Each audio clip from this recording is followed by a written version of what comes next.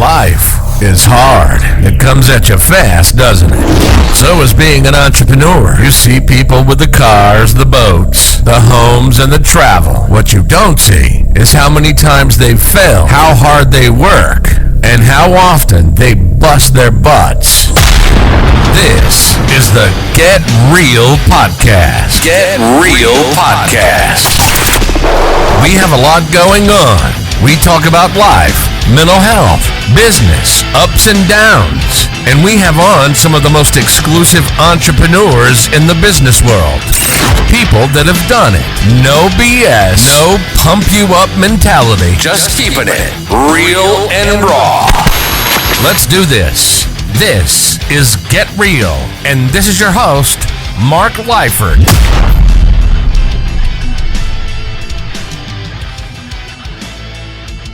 So today I'm pleased to be interviewing for the Get Real podcast Kevin Long from BabyStepsPublishing. And I've known Kevin now for a while. I think the first time we met was when he saw me speaking years ago in Manchester about crypto back in probably 2014, 15 that time. So yeah, welcome Kevin. Yeah, thanks, Mark, for having me. It's great. Yeah, it was. I think it was earlier than that. It was about 2012, I think. Was it really? Yeah, I think so. Time just goes, doesn't it? Time does fly. Yeah, so we've known each other to be keeping in touch and saying hello to each other for that long now. Well, yeah, over 10 years now. And one of the things that made me want to get you on the Get Real podcast is because you've experienced your fair share of ups and downs in life, as we all have, but you've seemingly got a great business now and you're living life on your terms. Yeah, absolutely. So we'll talk about it later on. You've made the move from the UK down to Portugal in the Algarve. You've got a successful business on your terms.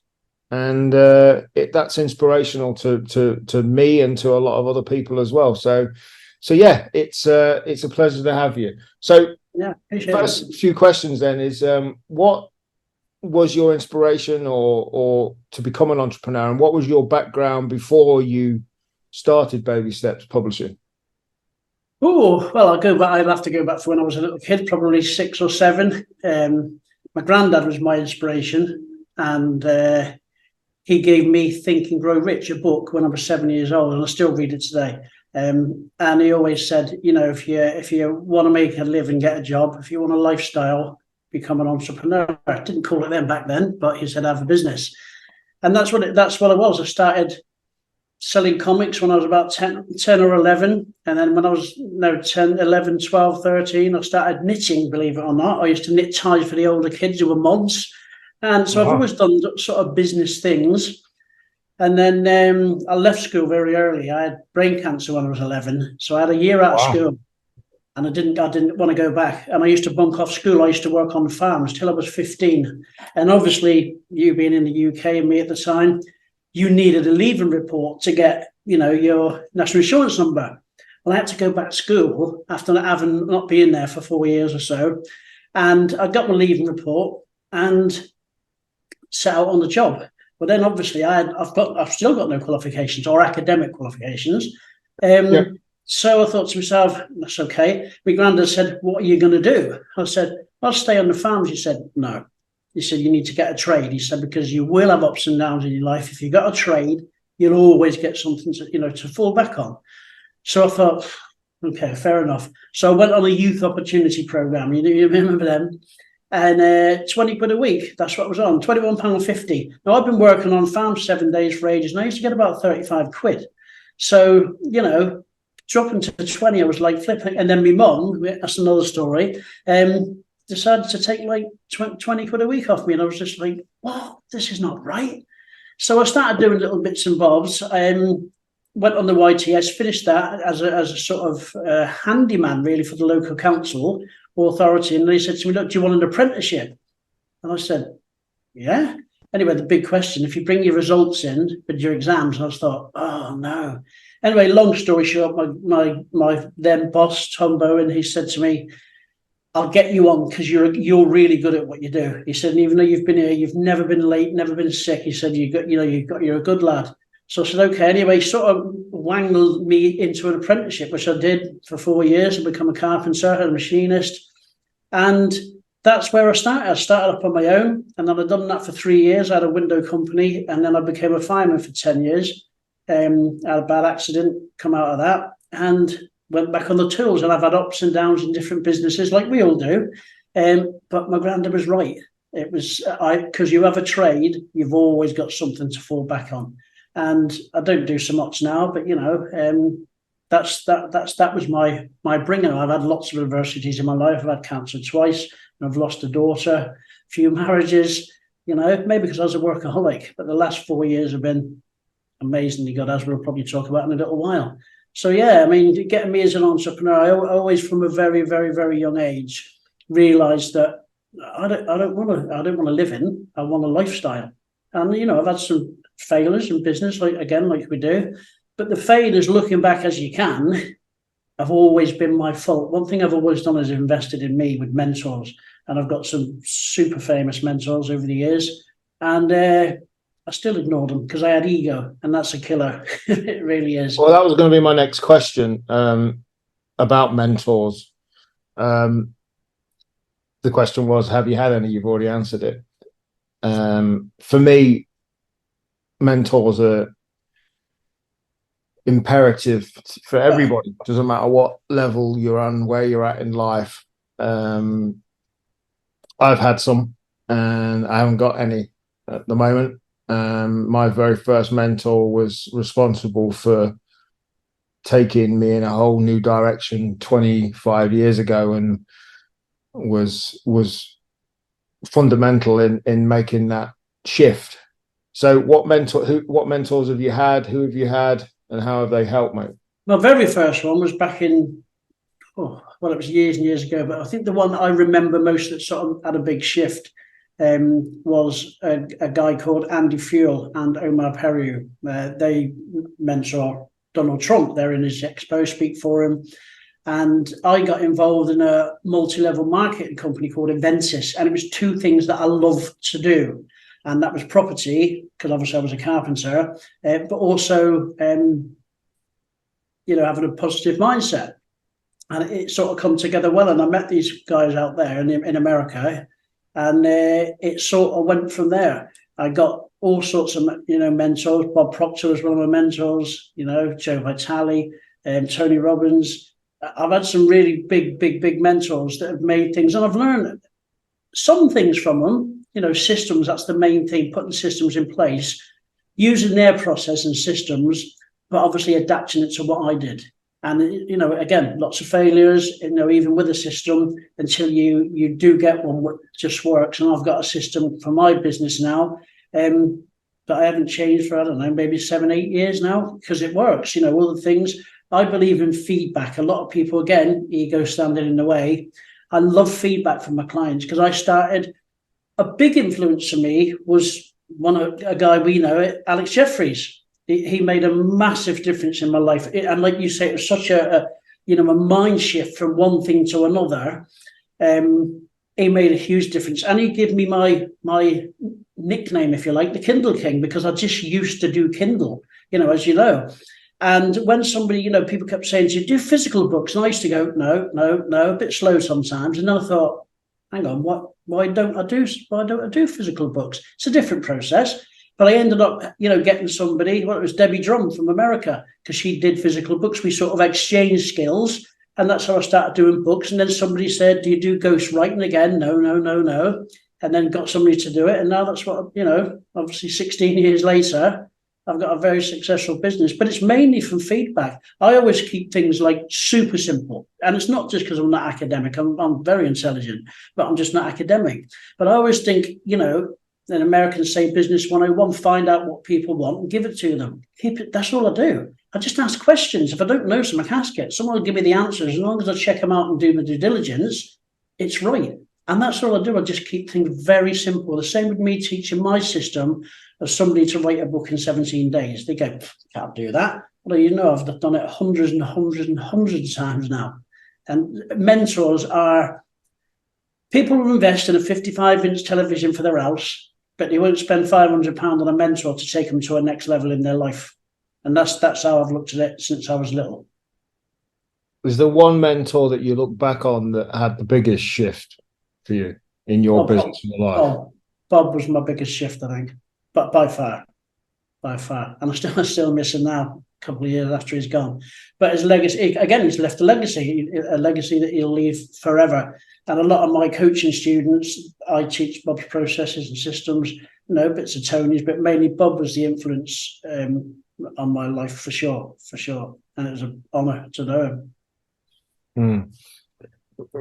What, with regards to your business, so explain to people what you do now. What is Baby Steps Publishing? What do you help clients do?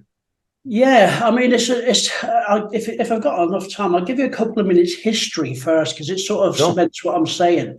Wherever we are in the world, we've always been taught the same thing, like go to school, get good grades, get a good job, maybe go to university, get your degree and climb the ladder.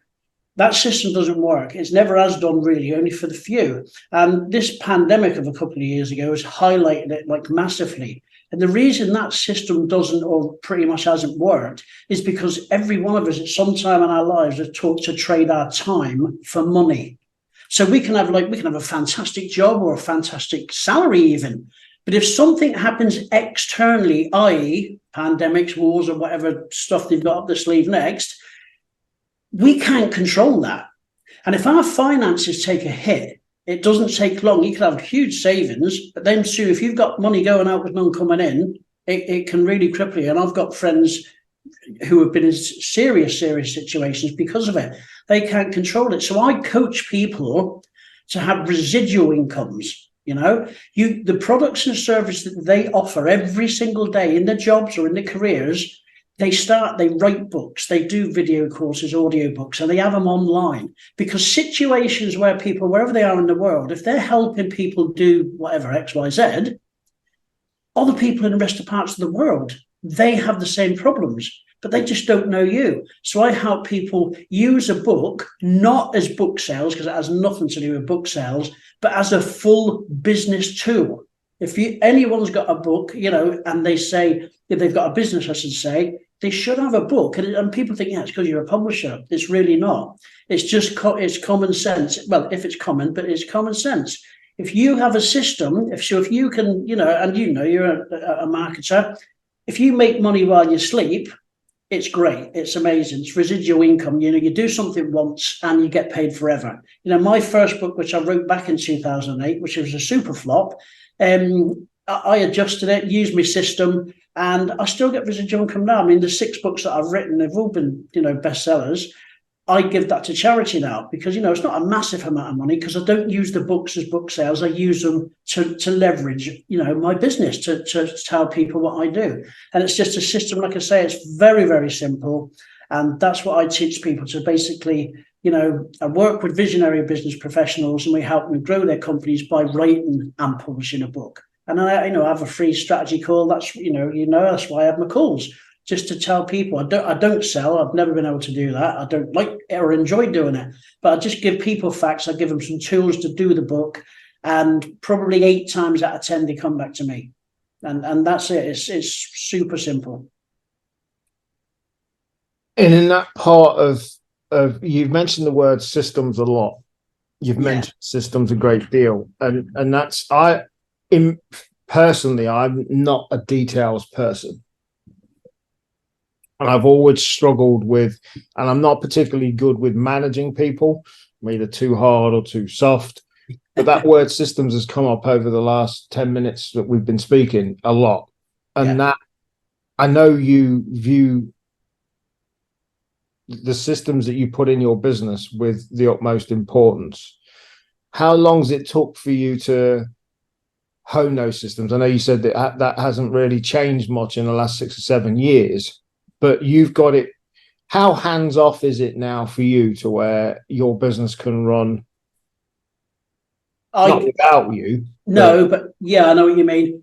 Probably 80%, and the last 20%. I mean, my nephew is my programmer. He's genius. He said to me, you could run your whole business electronically. You don't have to do anything. Somebody does the proofreading, the format, and the editing, marketing, blah blah blah blah blah. And certainly with AI now. And the last 3 months, I've been playing with it. And one thing I will say about the AI, just sort of digressing a little bit, is that the massive amount of time that it saves you, it really does, in doing tasks. But systems, any successful business, if they haven't got systems in place, they'll fail. Period. And it's as black and white as that. So if you have a system in place, and like I said, I've been going 16 years, and it's probably been 6 or 7 years where it took me of just little tweaks, because it worked pretty much from day one, using Alex's systems within internet marketing and things. And then I sort of developed it. And then obviously Bob gave me the foundations, and Jack Canfield's another guy who said to me, look, if you do this, tweak this, tweak that. But I had a load of ego, mate. You know what it's like when you're younger. And then when I stopped and got out my own way, I thought, why don't I just listen to them? I pay them to instruct me, and I'm not listening to it, because your ego's in the way. As soon as I did that, it all just went into place. Now, again, I'm not religious in any way, but I'm super spiritual, and I'm in sort of total alignment with the universe now. I don't make any decisions if it doesn't feel right in any way, shape, or form. I don't do it, and I can say no now. I've always been, I say yes, man, really, in every part of my life. But when you can learn to go, no, actually, that doesn't fit with my ideals or whatever, then when that does happen, and it happened 4.5 years ago to me, that was it. And I thought, I've wasted all these years. I haven't, because we obviously get experience through our failures, and we become better at what we do. But and you need that. You always learn to move forward by your failures, not by the successes. Nobody really learns with success. It's nice, the material things, but you've got to mess up. And that's all I've done. So yeah, I would say anybody, putting the systems in place. But when do you think the ego went? I'd probably say about maybe 10 years ago now, I'd say, when I started to realize, when I thought, well, it's a lot of people in the internet marketing world saying, what's your system, Kev? And I used to say, well, it's me, and I used to think, well, I really am. They said, how can you have a business at the time, 5-6 years with success like you've got and had? You haven't got no systems in place. And I thought, you're flying by the seat of your pants. And I just laughed. But when I went home and thought about it, and I thought, wow, that's not sustainable. I've got to have a foundation or a structure in place that I need to follow. And that's what I did. I literally sat down, thought to myself, get out your own way, stop being such an ass, and listen to what people are telling you. And that's all I did. So I got from start A to Z, start to finish, and reversed it and thought, well, I do that step, blah, blah, blah, blah, and that's what it was. And I have 7 steps and 47 processes within that, little tiny steps in with it. And I don't deviate from it at all, even after 16 years. I do my 7 steps, and then I have 47 steps within that to make sure that everything works. And it does work. It works every single time in every industry. So, wow. Yeah. Have you ever thought about sharing that system? It sounds to me like it's something people would like. Again, it doesn't fit with what you want to do, but to me, that sounds like that's the next step, Mark. Yeah, the exit strategy, as they call it, don't they? Absolutely. I mean, I don't have to tell you, marketers, I asked marketers, I said, listen, if I do this, this, and this, if you want, do you want to use it for me? So, because 5 of my clients who are now my friends, I've set them up in publishing businesses. People, and my mentors have said, you're crazy. And I said, no, so I don't believe in competition. The universe provides enough for everybody, whatever you're in. And people think I'm a bit wacky. Well, I am a little bit, but, I genuinely believe that, and I just said to them, here's my system. Now, I do have a whole video course, and it is 100% my system, but I don't promote it. I think I've probably sold there's a couple of grand, but people that have got it and used it, they're making 6 and 7 figures from it now. Because it's really, really, really simple, and anybody can do it. A kid can do it.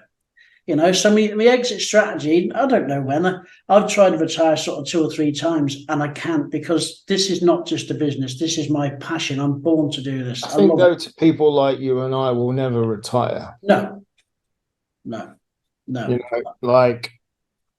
we discussed before we started recording, I was down in your neck of the woods, and we're going to talk about Portugal in a little while. I only had 4 days down there, 3 nights, but it was the first time I've been away from the UK for a while, and I had a relaxing time, but I still had my laptop with me.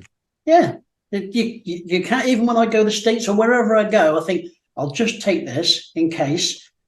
But I love it because, and like you, when you're passionate about what you do, and you always say, I remember years ago, Bob used to say to me, you know, if you do something you love, you'll never, you know, work a day in your life. And I used to think, yeah, it's true. And like I say, I can't not think, and I'm not like swamped under with lots of ideas, but I've got a very good gift of when I'm speaking to new people, within meeting them and speaking to them within 5 minutes, I've got a whole business system in place for them. And when some of them, if they want to know, I tell them, you just go, how do you do that? So I don't know, it's just something I've picked up over the years, you know. But I love helping people, genuinely love helping people. You know, integrity is everything to me.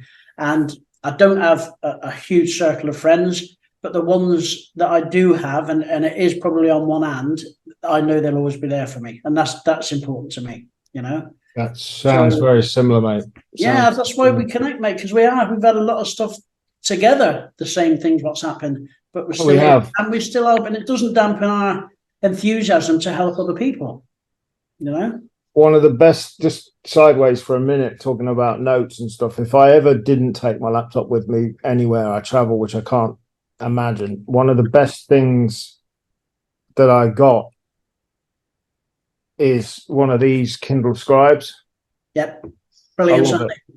I love it. One, I need to read more. I'm on a mission to read more, but again, that's hard. Yeah, I know I need to do it, but what the great thing about this is the note taking. Yeah, the last few years, I think the technology wise of that, because it used to be a bit ropey. You could write on the screen and it was sort of blocked. But now it's just like, I love it. I did it for my passion hobby. As some may not know, one of my hobbies and passions is pigeons, racing pigeons. And I did an interview while I was in Portugal, and while we were having breakfast overlooking the ocean, I was writing some notes on that.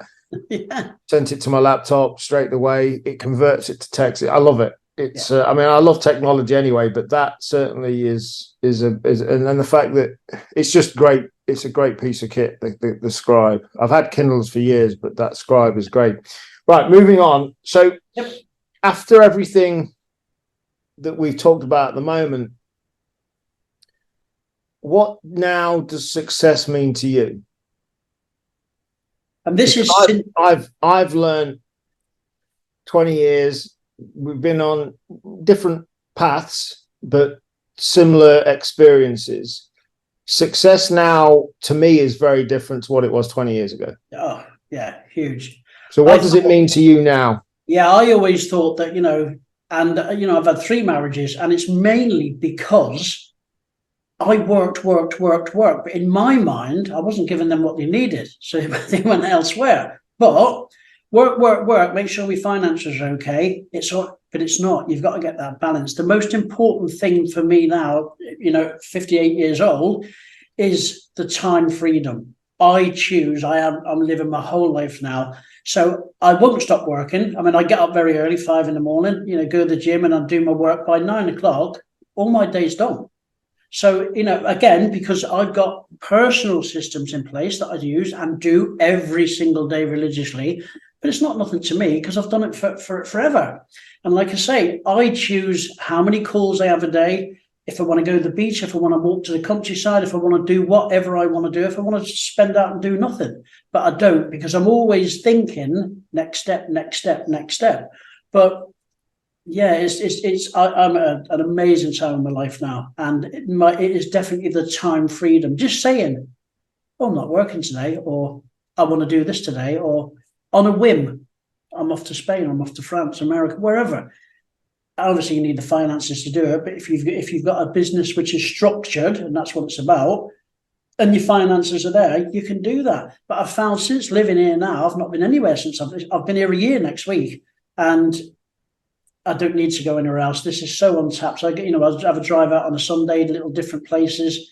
And Portugal is just stunningly beautiful. Temperature all year is great. It was a bit hot in the summer this year, but like I say, I'm not going to be moaning because it's too hot. I was at the time, but now it's just about time freedom. And that's what I try to say to people. Stop trading your time for money, as I already said. Get stuff online, put a system in place. And, it's pretty easy to get 3 products online, get traffic to it and do high 6, 7 figures a year. And it is simple. Hundreds of people like I do that do it all the time. And my clients do it, but you've got to have something in place to get that to be done. But yeah, time freedom, 100%. Let's talk about Portugal now. Yeah, sure. So I've been to Portugal a few times.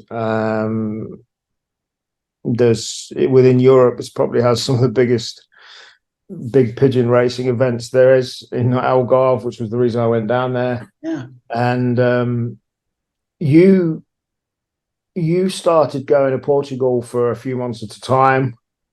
You used to live in North Wales, which is a lovely area. Yeah, beautiful. But not Portugal. So explain the journey that you had to now being based down in the Algarve full time. Yeah, well, 2020, I decided, massive decision in my life, to leave my wife. And very, very, very hard decision, but I did in the end for all sorts of reasons. So I went to live in North Wales with my brother and my sister-in-law, and I suppose to find myself, sounds a bit corny, but to find myself, because that's what I wanted, because I was all over the place, suicidal thoughts sometimes, so with relationship and that, and I thought, I can't do it anymore. I can't do it anymore. So I thought, I'm going away. So I went away to Portugal, and then I started thinking, I'll do it a bit longer. And then I found out I could stay 90 days. And like you said, Mark, I had my laptop. So I'd come here, and the very first one, which is 2021, I stayed for 3 months. And in 2022, one of my students, because I have a coaching company as well, she said, can you coach me? And I said, I'm going away. And she was from Romania. And she said, well, I'll come to you. I was like, what? So she pretty much she did pay for my trip. So she stuck with me for a month, and we got a book done and a video course and things like that. I helped her build a business, put all the framework and structure in. And I thought to myself, this is what I want to, this is it. So then I said, said to my kids, and my grandkids, I said, look, I want to move. And they were like, go on then. And I was a bit, I thought, they didn't give a shit really, but they do, but you know what I mean? And I thought, there's me panicking, thinking, how am I going to say, but they were great. So I speak to them more now than I do bloody want to live there. But that seems to always be the case, yeah. Yeah. So anyway, I discovered what you needed to do and get out there. Obviously, just on a normal visa at first. And I found that, there's a really good group, a Portugal group, expats on Facebook, which I contacted a guy there, Steve. And he sort of said, for 50 euros, he's an ex-solicitor. He said, for 50 euros, I'll give you the whole process. And I thought, okay. Anyway, I spoke to him. That was a bit too good to be true. Yeah. Seriously, Mark, he's a diamond of a guy. He really is. I paid the 50 euros, had the interview, just like this. He gives you loads and loads and loads of forms and paperwork, shortcuts, how to set up bank accounts, how to get your national insurance, your NIF number and stuff like that. And I just followed it. I mean, there's a massive backlog because of COVID, and there's all sorts of political things going on. So it's the steps of getting it done. I've still not got finalised. I've got till the 31st of December. So I'm all legal and everything. But they've got such a backlog with giving people, visas and that. But the criteria it's next to nothing, mate, to live here. It really is. You need 700 euros a month to qualify to live here. And it's insane. As long as, you can put some, I put 8,000 in a bank so they know you can support yourself at least for that. But that's all changed now. It's changing all the time. They want people to come to Portugal. It's very cheap. So that was my decision. Once I found that out, and I applied to the embassy and everything else and blah, blah, blah. And like I say, I've been here a year next week, on the week after, the 26th. And it's the best thing I ever did. I absolutely love it. So, yeah, great journey. And I drove across. Yeah, wow. That was it. Like you said, before we had the call about, if you ever come, you get your dogs in the car, where you go. I did, because I obviously didn't have a lot of stuff, because I left it all to her. But the stuff that I did have, my books and computers, office stuff and that, I thought, well, I'll just hire a little van. And I couldn't do that anyway. There wasn't many that would come out of the country. So I just bought one. And me and my brother drove down here 33 hours, mate. It was a killer. All through France and through, Spain, Portugal, down to here. And it was an adventure, let's just say that. I'd never do it again, but it was an adventure. But I got here. I found an apartment from the lady who I used to rent from. But now I've got an apartment now which has got everything. It's 2 minutes from town, just outside where it's not noisy, obviously in St. of Albufeira.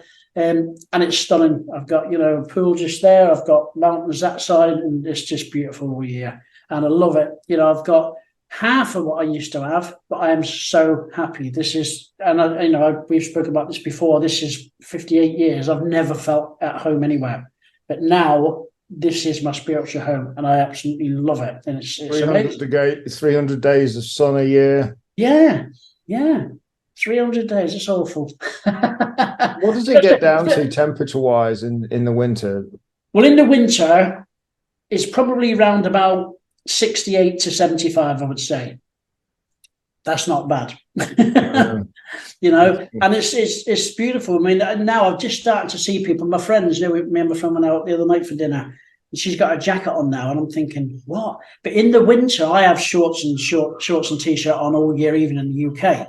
I don't own any long pants. But when I was here, I see people looking, they've got hats and scarves and gloves on. And I'm thinking, it's 70 degrees. What are you doing? But obviously, I may be like that. They said, in a few years, you'll be... I said, no. You're acclimatized to it. Yeah, acclimatized to it. But it's a beautiful temperature. Like I say, this year, like you, I'm well-travelled, and I could go and do 40, 50 degrees. That's not a problem. But when you go on holiday and then you go back to Blighty, you think, oh, that's great. I don't mind. But they always said to me, my friends here said, wait till you've been here a few months, you'll be saying, can't wait for winter.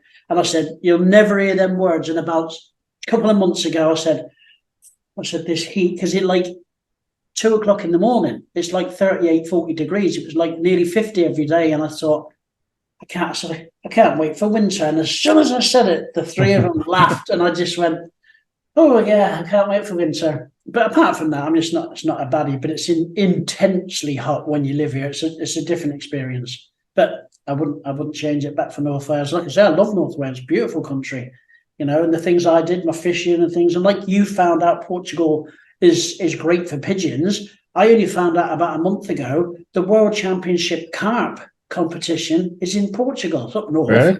But I was like, oh my God. Yeah, so I brought all my fishing stuff. I've not been yet, but like I say, yeah, it's amazing. Lifestyles, yeah, brilliant. My good friends and my ex-wife and her husband did a whole trip around Portugal. They started up north. They did a whole trip. Some of the photos and the places they went to was stunning. Yeah. Portugal are actively trying to get people into the country. And part of the process, part of one of the incentives they're offering at the moment is if you earn your money outside of Portugal, it's 10 years personally tax-free. Is that right? Yeah, no, it's right. That's exactly right. And somebody said, I don't know, I've not checked it out, but somebody said next year they're going to change that. So I don't know what the changes are going to be. But yeah, basically, if you have a business and you can come here, and my company's still in the UK, and you can get 10 years tax-free. And wow. there's lots of other incentives as well. Like I say, just living here, it's so cheap. I'm probably saving 500-600 quid a month living here than when I had my own place back there. It's unbelievable. Everything's so cheap, and as we've discussed, I can get in many restaurants a 3-course meal for like 10, 12 euros, and in the afternoon for lunch, 2, 3, 4 euros. Something like the gym membership. It's totally digressed. And I went to the gym because obviously I've lost a lot of weight. I've lost about 6 stone. Yeah. When I went to the gym here, I went in and she said, oh, yeah, we've got this package, blah, blah, blah, blah, blah, blah. And I said, right, what's your top package? And she said this and that, and there's this classes and this and that. And I said, how much is that? And she says, it's very expensive. I said, yeah, but I know how much is it. She said, €38 a month. And I said, what?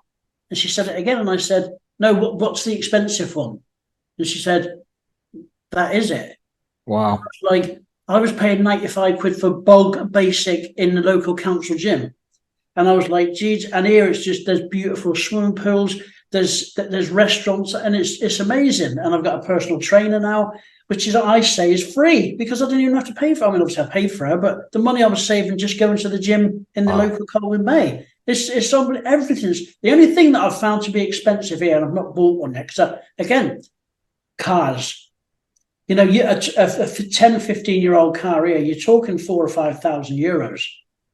Like, which is a couple of hundred quid in the UK for a car that age. Here, I hire a car all year because it's so cheap. There's 3 stages in the winter between like October and March. All your car, all your tolls and everything, insurance and everything else, €300, Mark, a month. I'm not going to buy a car for that. You know what I mean? And like I say, it's amazing. Everything's so good, but people here are saying, "Oh, you must be really rich here." Well, I go, "No, I'm not.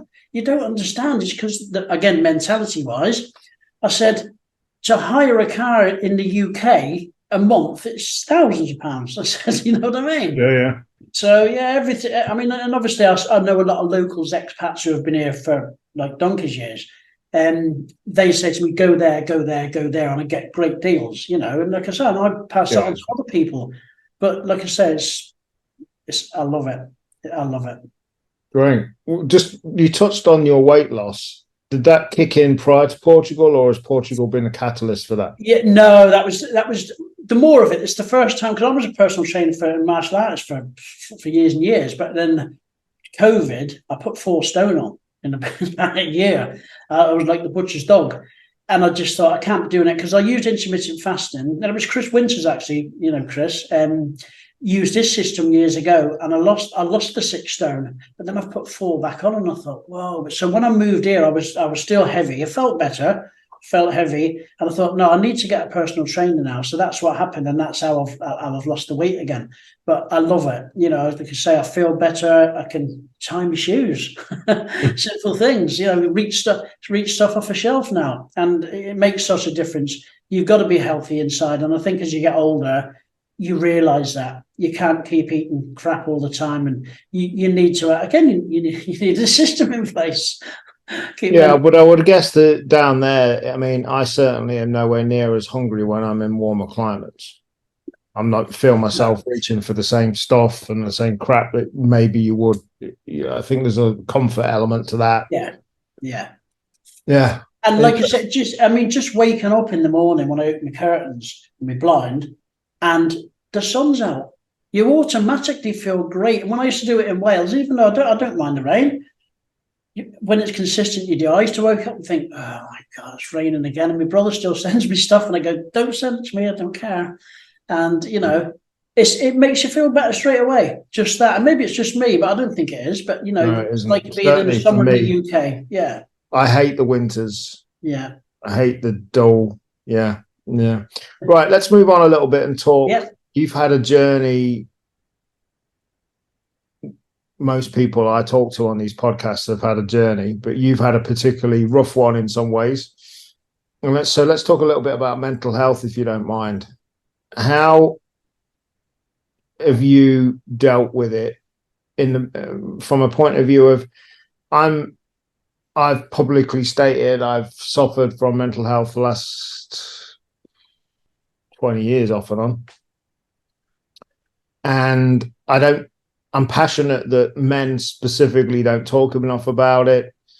How has the journey affected your mental health, and what have you done to help yourself? Yeah, that's a great question. Totally buried my head in the sand. I was too macho for that. Mental health pussies. That's what I thought. Seriously, only probably until about 10 years ago, when everything come tumbling down inside me, and I thought, Jesus. And it's when I spoke to a guy. I have, unfortunately, 9 friends guys who have taken their own lives. So I'm very passionate about that, and I help a lot of charities, men's mental health charities. One in particular called Mint, which is Men in Need Together. A guy called Josh, his brother took his life, and I've helped them, and other charities write books and get an income stream from writing a book. And obviously I don't charge them, but I get them an income stream coming.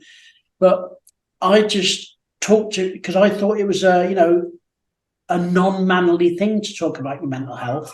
But more of my friends were talking things, and it made me feel uncomfortable. And I thought, I wish I could do that, but I can't. I don't need to do that. Who knows? Do all that, but you do. And then when I realised, and obviously, again, universe puts things in your way. If you listen, it gives you all the answers. And I was publishing mental health books, and obviously I'm proofreaders, so I'm reading the books and I'm thinking, because I always thought, I'm a little bit of 1% weird club, but I always thought I was a bit weird in some of my thoughts and some of my actions and things that I did. But now I would probably say I'm on the spectrum in some ways, because I've published that many books on mental health.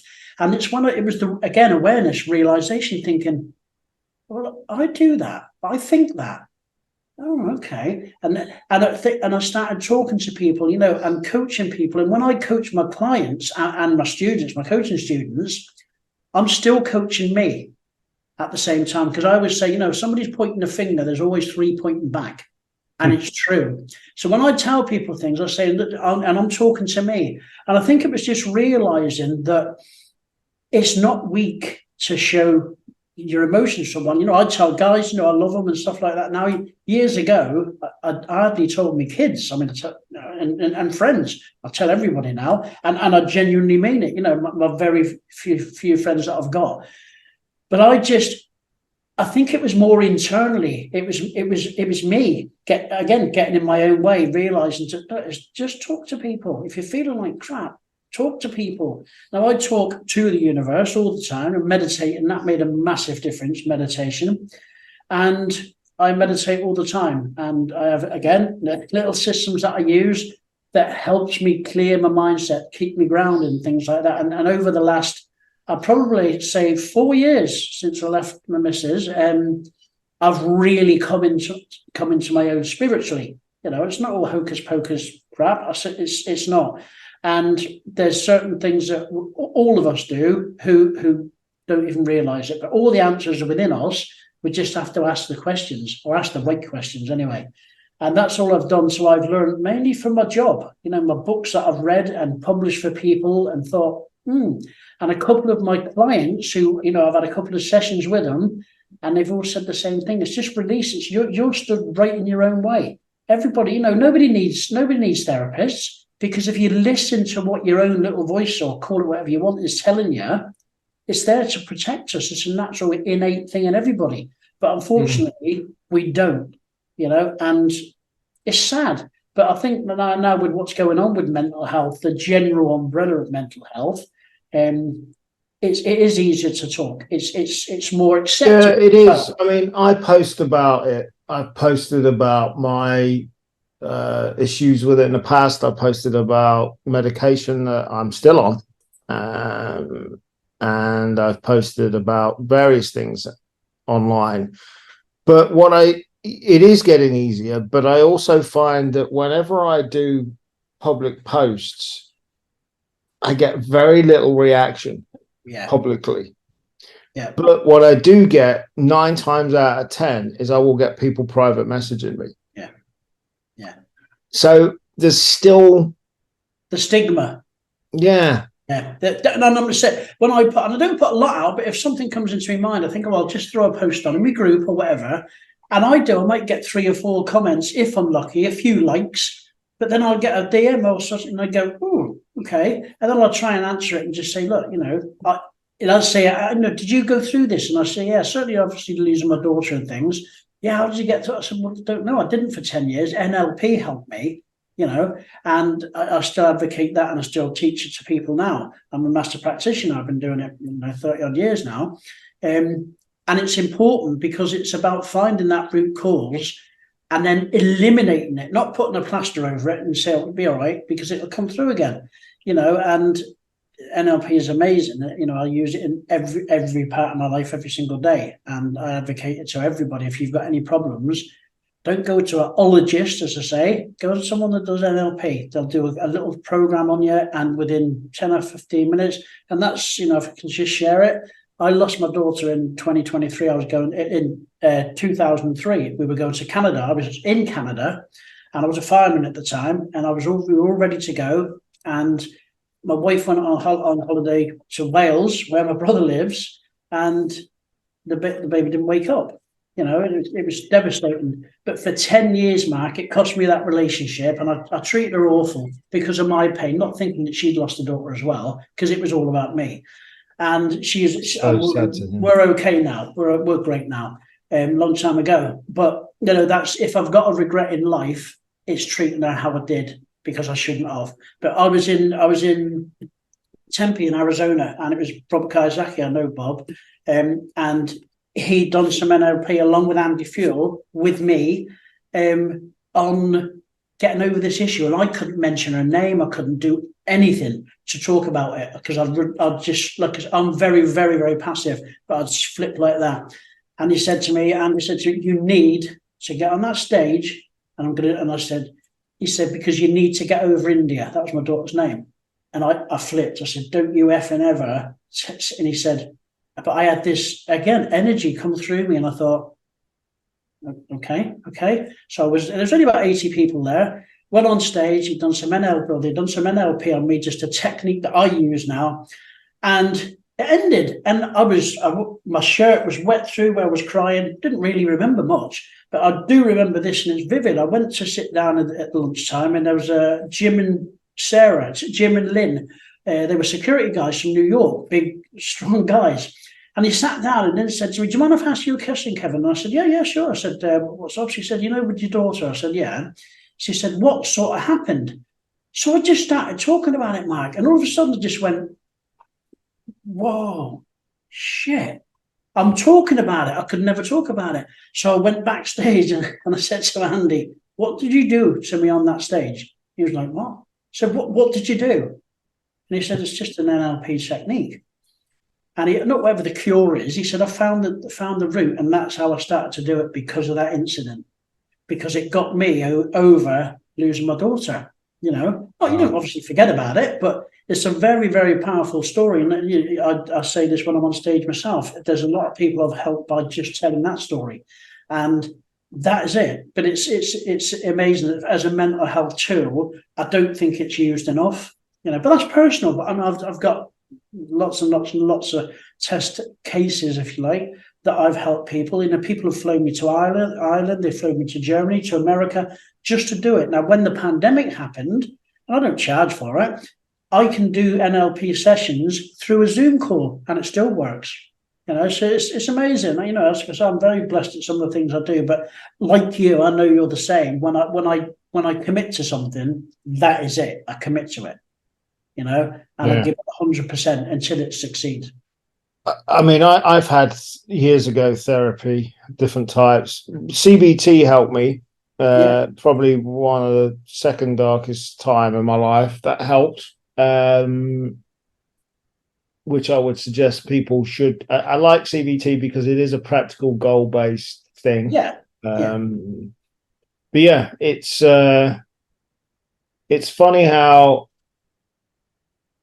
it is looking within yourself, but it needs people to help you. Guide you, 100%. And they are, at the end of the day, they're taught a very specific manufactured way, but it's their system. It's worked for hundreds of years. So don't try and reinvent it. Use your internal answers to the questions, but let them say, again, it's awareness. People know stuff or they don't. And that's how I keep it simple like that. And when we're unaware of things, it only takes somebody to sort of plant that seed and you go, oh, actually, yeah. And you can work with it. But unless you, and again, if people are not ready, they can go to any ologist or anyone, even NLP. If they're not ready within themselves, it will not work. You've got to be ready within yourself. Like I was ready 4.5 years ago.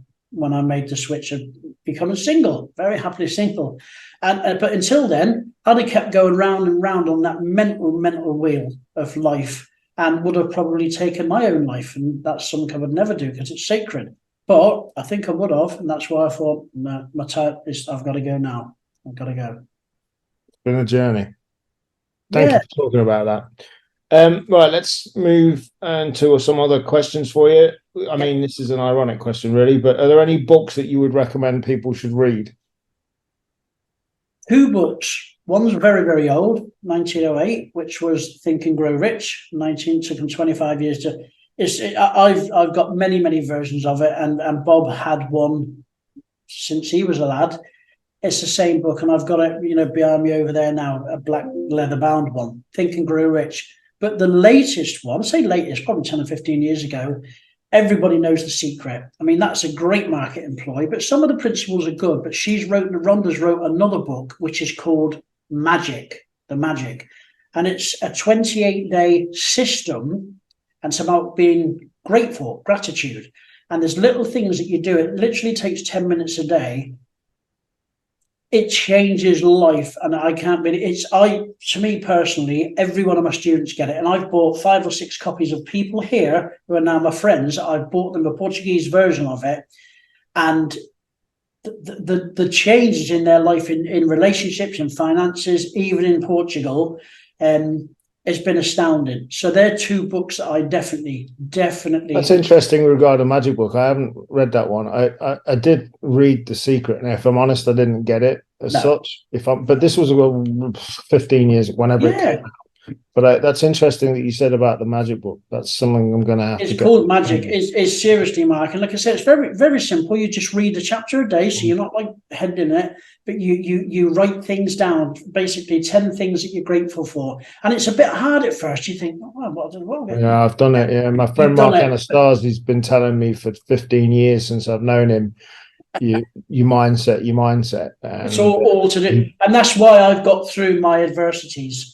Because if I hadn't had my granddad as my first mentor and then people along the way, I would have gone under 100%. Because I've always thought, no, everything for a reason, even if it's crap, it happens. Yeah, I do subscribe to the idea that everything happens for a reason. Some of the reasons I'm still in my personal life, I'm still trying to figure out why, but I know they will happen. Yeah, but I do believe in that.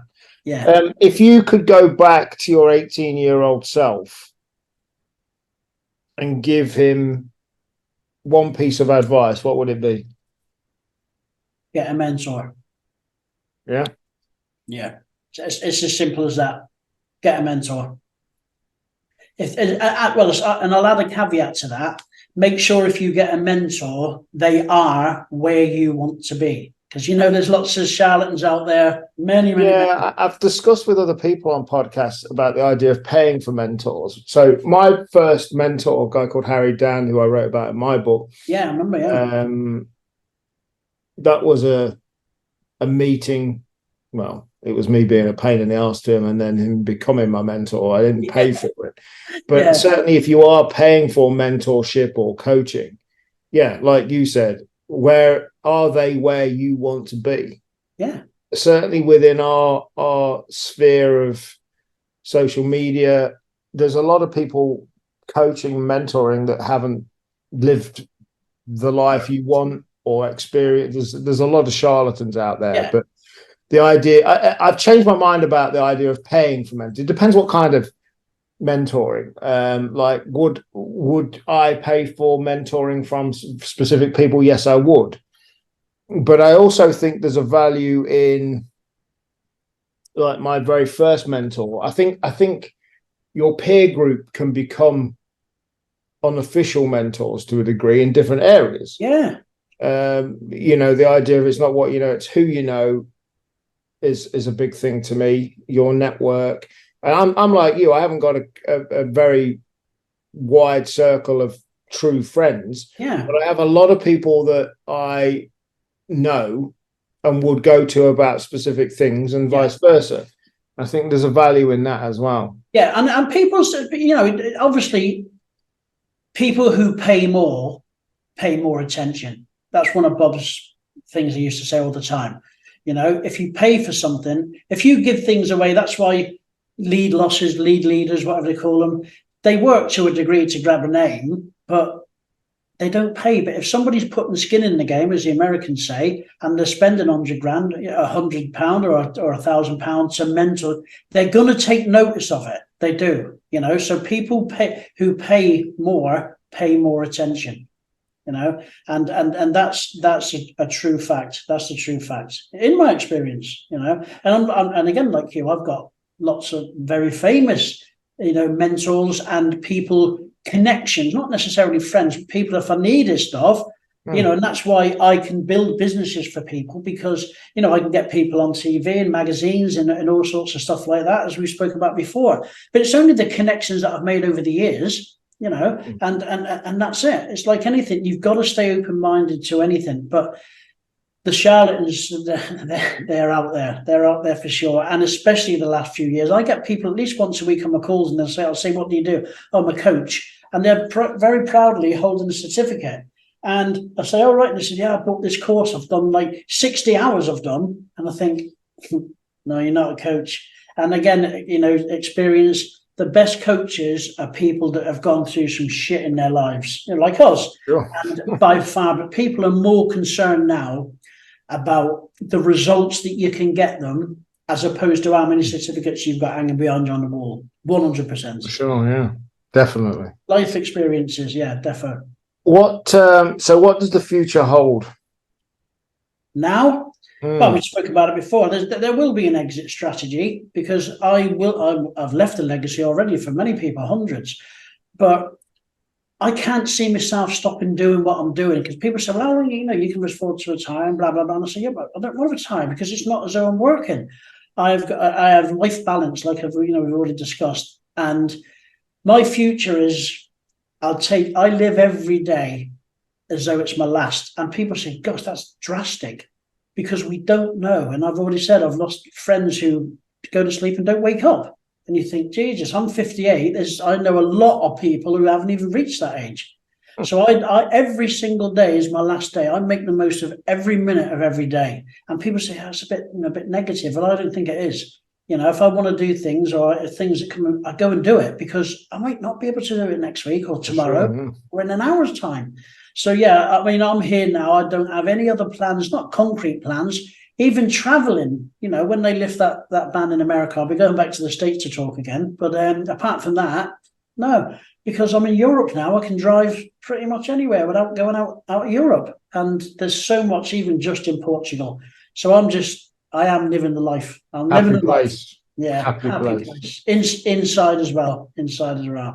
That's the thing. Yeah. So thank you for this. It's been really insightful, helpful. I'm sure people will agree. And what I like to do is bring people onto this podcast that have lived the life. I've said before, with Real Entrepreneur, it's not, there's a tendency for certainly younger people come in thinking being entrepreneurs, all Ferraris, supermodels and mansions. And it's far from that. Yeah. You're living a great life on your terms. You've been through the mill. Nothing's easy. No. But it's been really good. Thank you very much for doing it. It's been a pleasure. And like I say, if we can make, if somebody takes one thing from this. That's all it's about. It's one thing. It's the one thing for everything. And that's it. It's been a pleasure, mate. So I appreciate it. And like I say, if people want to reach out and they want to chat to me. I was going to say, where can people find out more about you, contact you? I've got, it's BabyStepsPublishing.com. But if you go to Linktree /The Kindle King, all the stuff's there. Okay. So, and that's pretty much it. I'm open, for discussions or anything, even if it's, advice, or I'm not necessarily publishing a book.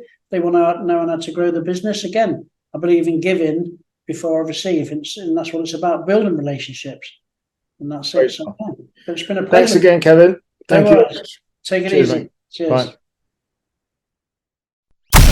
You've been listening to the Get Real podcast with Mark Lyford. Being an entrepreneur isn't all glitz and glamour. Entrepreneurs are some of the most hard-working people in the world. And within entrepreneurship, there's life, mental health, business, ups and downs. And that's why we exist. Our passion is to talk about all of it with no BS. We hope you've enjoyed the show. Make sure to like, rate, and review. Find Mark on Facebook, LinkedIn, Twitter, and YouTube at Mark Lyford. And be sure to hit the website, realetrepreneur.com. From there, get his book. You won't be disappointed. See you next time on Get Real.